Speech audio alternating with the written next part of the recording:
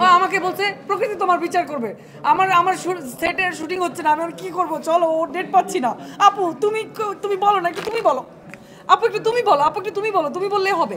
মানে ও তো রিয়াক্ট তো করতে পারে না, কিন্তু ও যখন করে ও সামটাইমস উইয়ার্ডভাবে রিয়াক্ট করে।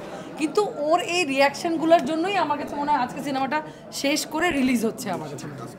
রনক ভাই এবং মৌসুমী আপুর কাছে যাচ্ছে এবং ওনার প্রথম পরের সিনেমায় যদি মনে না থাকে তখন বুঝা মনে স্বপ্নের মানুষ যে বললো তা দেখুন তাকে কিভাবে মূল্যায়ন করবেন বা তার কাজ কেমন দেখবেন একজন নতুন নিউ কামার হিসেবে এবং সামনে থেকে তার আমার মনে হয় এটা রনক ভাই মানে যেহেতু টেকনিক্যাল রনক ভাই ভালো বলতে পারে। এই সিনেমা মানে আমি একটা ভবিষ্যৎবাণী করে দিই, ও তো এইভাবে যে সুন্দর পকেটের হাত দিয়ে এখন কথা বলছে, আর এর পরের সিনেমার মানে এই সিনেমা রিলিজের পর ও কথা বলবে এভাবে।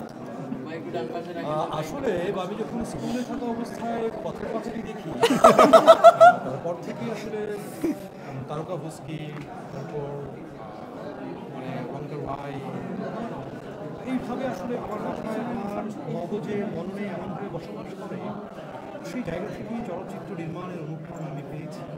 ও এইভাবে কথা বলে এবং ও ভালো ভালো সিনেমা বানাবে, এটা আমি ও সিনেমা বানালে সেই সিনেমা কখনোই অন্ধকারে পড়ে থাকবে না, ও সিনেমা বানালেই সেই সিনেমা আলোর মুখ দেখবে, এটা আমি মানে একদম শিওরিটি দিয়ে বলতে পারি, এনশিওর করতে পারি। ফিল্ম মেকারদের এরকম নাছোড় বান্দা হওয়া উচিত, নাছোড় বান্দা।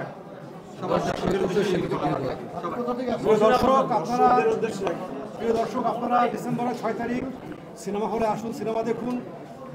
আমরা বিশ্বাস করি আপনাদের ভালো লাগবে। সমস্ত প্রশংসা আমার আর মৌসুমীর।